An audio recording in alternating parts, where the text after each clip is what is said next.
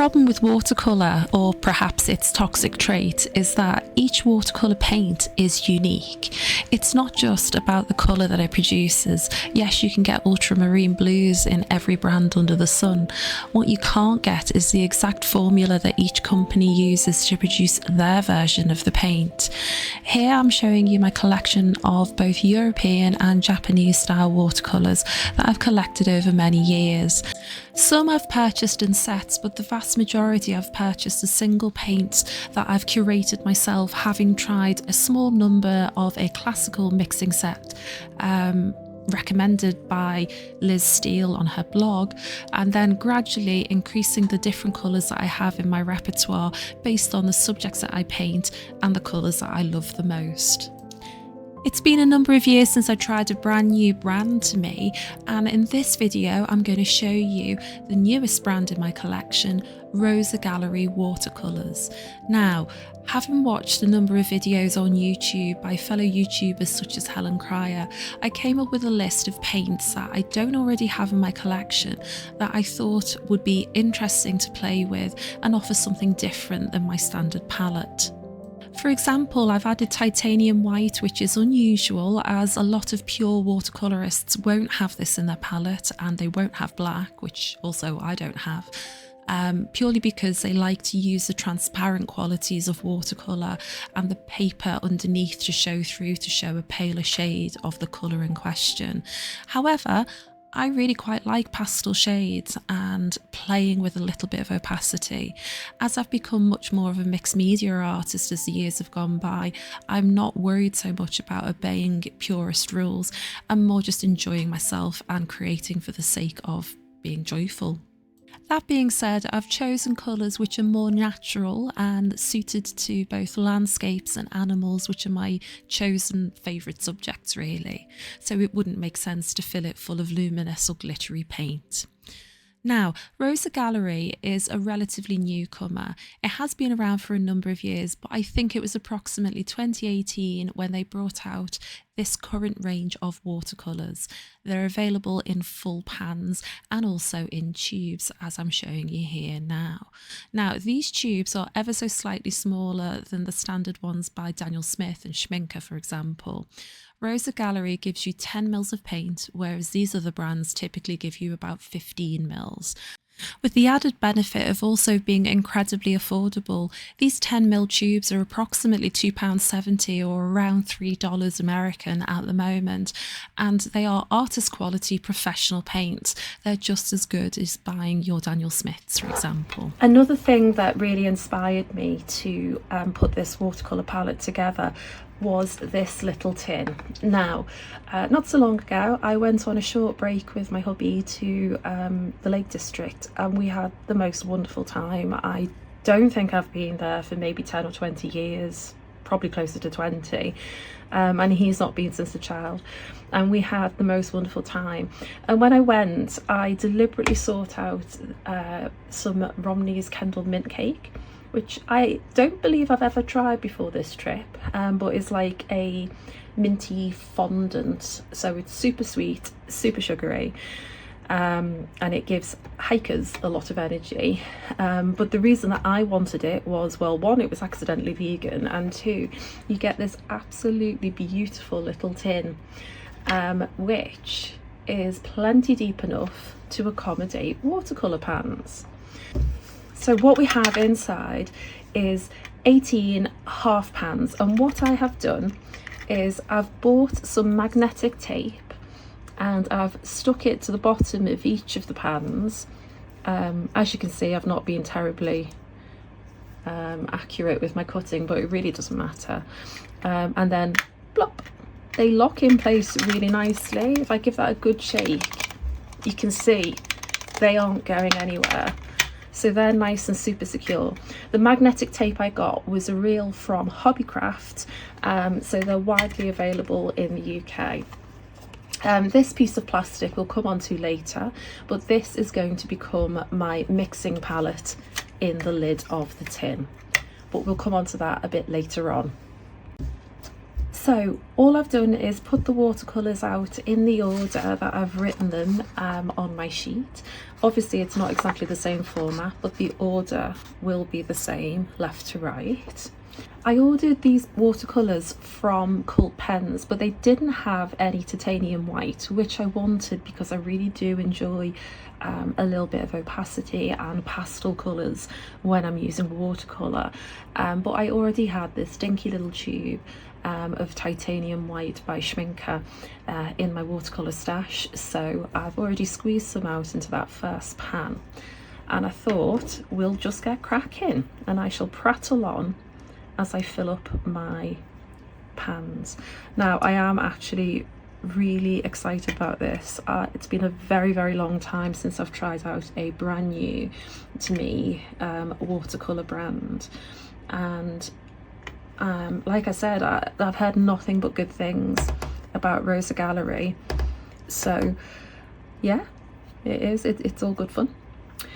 What I am planning on doing is half filling my pans, so effectively it'll be a quarter pan worth of paint, and then I'm going to leave them to dry for a couple of days and come back and top them up. And the reason that I do that is because watercolour paints often shrink and crack some as they dry, as the water evaporates off and leaves the pigment and binder behind. So if you do this, you can get more paint in your pan,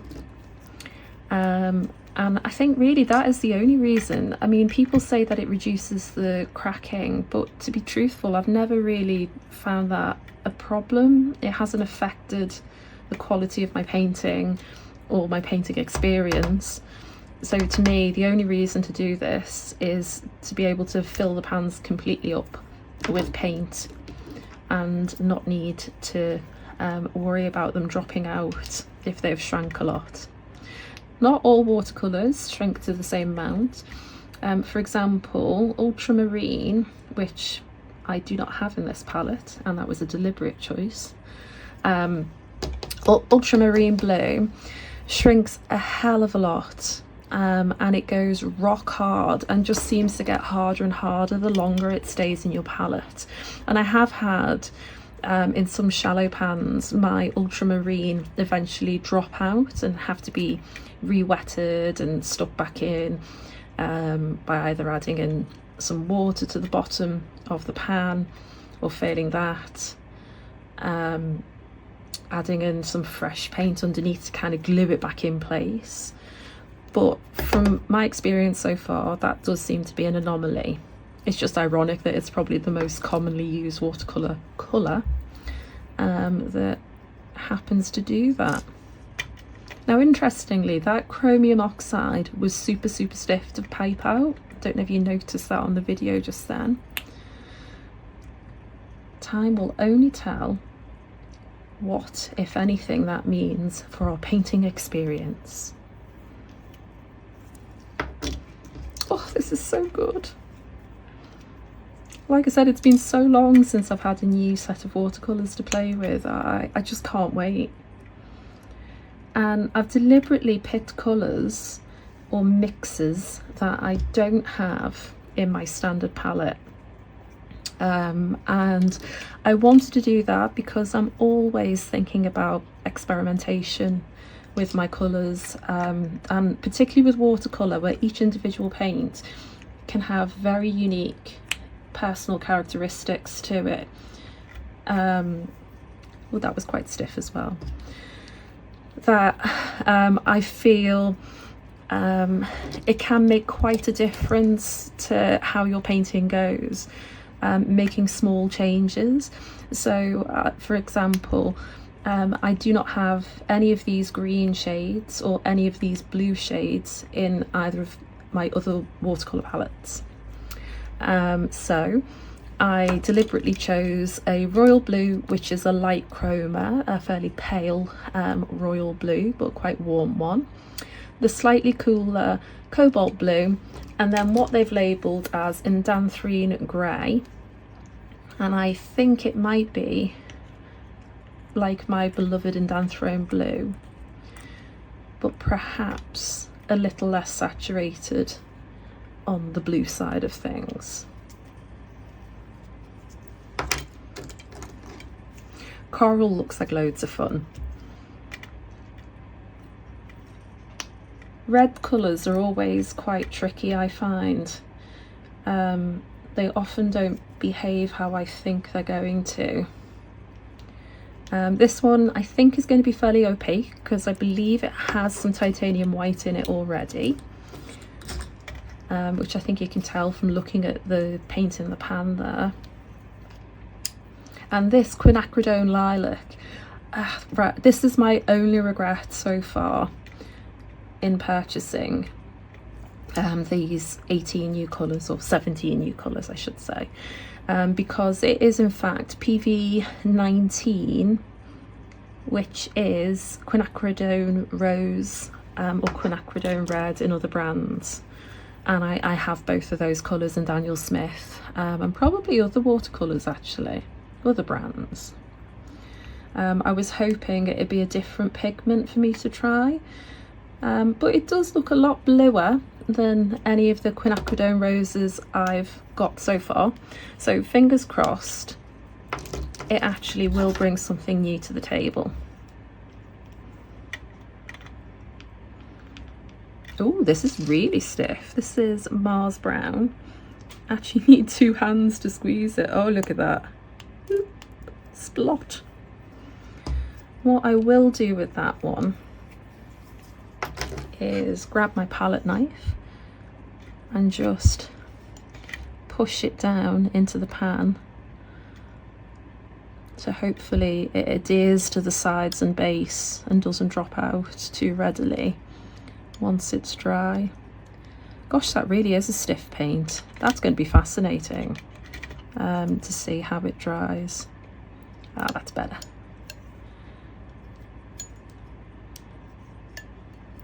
Just trying to get as much of the paint off the palette knife as I can.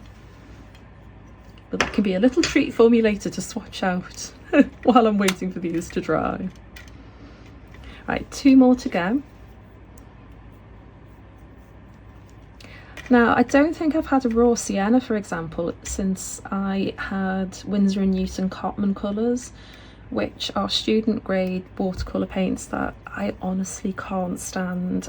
For years they were all I had, and I thought watercolour was quite disappointing, and it wasn't until I got my very first professional watercolours, which were Daniel Smith, that I realised just how insipid, chalky and difficult to re-wet the Cotman ones were.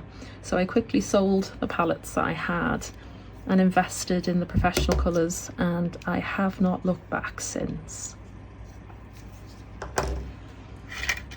Right, there we go. 18 new colours, freshly squeezed. Some much more runny than others, so perhaps they'll take longer to dry. But that chromium oxide and the Mars Brown look quite stiff, so they may dry quicker. I'm going to show remarkable self-restraint and pop these to the side and leave them at least for 24 if not 48 hours before I come back and top the paints up. So hold on and I'll be back soon. So here's future Jodie in voiceover mode, and yes, I did manage to wait a couple of days before coming back and topping up the paints. Unfortunately, I then put them on the floor in my art studio and forgot they were there, only to return later with a full cup of coffee and kick them over. So just like buttered toast, each of these newly poured pans landed face down on my floor. Despite being very sticky, they came up quite nicely, and I'm actually really pleased to say that I was able to salvage them and my floor without any permanent damage being done. Having mustered some self-control, I did manage to wait initially 2 days before topping up the paints, and then a further week before I came back and started the swatching, which you're about to see next in the video. To do the swatches, I like to use a nice soft round brush that gets plenty of water and pigment down on the page. I've pre-cut a load of watercolour paper down into 2.5 by 3.5 inch pieces of card that will fit into my swatch folder that you saw at the beginning of the video. What I then like to do is to label them up with the brand, the colour name and the pigments on each card so that I can flick through, and depending on what I'm looking for, it's easy to find in the future. Then I'll start to lay down the colour in a square, roughly speaking. What I like to do is to load up the pigment in the top left hand corner so that you get a fairly opaque, or at least a mass tone appearance, so that you can see the colour at its strongest, and then gradually dilute it down to the bottom right hand corner. Obviously different paints have different characteristics, and sometimes you find that you get very little variation as some just don't have that big of a value range. However, I didn't find that any of these were particularly problematic in that way.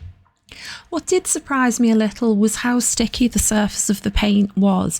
Now, I would say that it is less sticky than the Canson Tambi paints that I have by Kuretake, which are a Japanese form of watercolour, and they do tend to have a fairly sticky surface. That means the brush drags somewhat when you're adding water to them for the first time. Now, the Rosa Gallery isn't quite that bad, but compared to both my Schminker and Daniel Smith professional paints, for example, they are a little tacky. Now, I don't think this is going to impair my enjoyment of these paints whatsoever, but perhaps if you live in a very warm and very humid environment, you may find this problematic. If you do live somewhere like that, then please let us know in the comments if you've noticed any problems with using this sort of paint. The swatching experience was just simply wonderful with these paints, and I have absolutely no regrets in investing in a brand new company and indulging in a whole new palette of colours. They really do react beautifully on watercolour paper, although as with any paint, they do tend to look slightly different from paper to paper. Now, for my swatches, I used predominantly Canson XL watercolour paper, as I already had quite a number of the cards pre-cut in this size ready to go.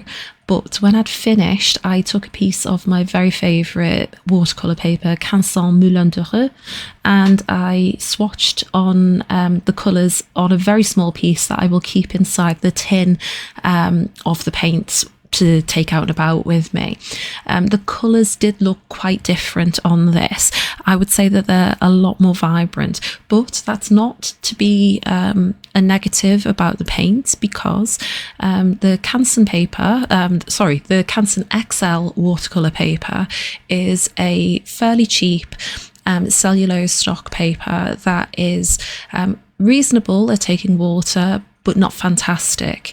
The Moulin de Reux, however, is a 100% cotton paper, and it's 300 GSM. So straight away, it's a lot thicker, a lot more absorbent, and will withstand a great many more layers than the XL watercolour paper will. The process of swatching art supplies just on its own, without plans to make a piece of art immediately afterwards, is just such a wonderful experience as it is, that I really enjoyed the couple of hours I spent preparing and finishing these cards and then putting them together for this video. The nature of swatching paints is a very soothing exercise, as it involves a lot of repetitive tasks, and the nature of watercolour is that they tend to flow very well in water even without you doing very much to them. So watching the colours dance across your page, encouraging them with your paintbrush when you need to, is just such a wonderful experience. I can't recommend it enough. I often find that when I'm stuck creating and I just don't know where to begin, that swatching out my colours in itself is a really inspiring exercise. I mean, how can it not be when you've got a collection of colours this beautiful? I'm really pleased that I've got a good selection of pale shades and also some very dark tones, so that I should be able to get a good value range in my pieces. I'm looking at these colours and I'm feeling that they're going to be fantastic for making some whimsical landscapes, and also for the animals that I so love to paint. These granulating greens are a real treat and something I wasn't expecting, and they're going to be beautiful for landscape work in particular.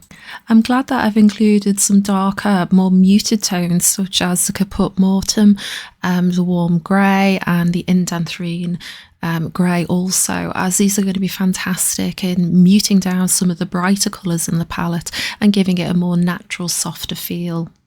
The only thing that I'm not too sure about is that coral red. I wonder if I might need to add a warm red alongside the very cool PV19 quinacridone lilac to get some good mixing colours in there.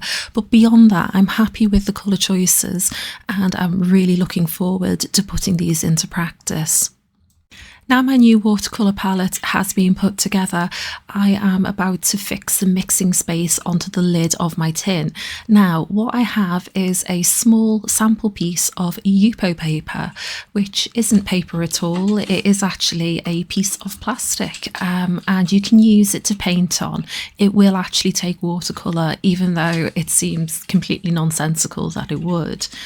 All I'm doing is taking some blue tack, which in this case is white, which is an adhesive sort of putty, to put some blobs on the back of the Yupo paper and then securing it to the lid of my tin. Now I'm hoping to pick up a larger sheet of Yupo paper the next time I put an order in with Jackson's. And I will cut a piece down to size to fit the lid properly, but for now this is secure and it will certainly do for painting out and about, because of course I have my ceramic palette if I need it in the studio. I'll let you know how I get on with my palette of watercolours by Rosa Gallery and update you once I have some pieces to share. I hope you enjoyed and thanks for watching.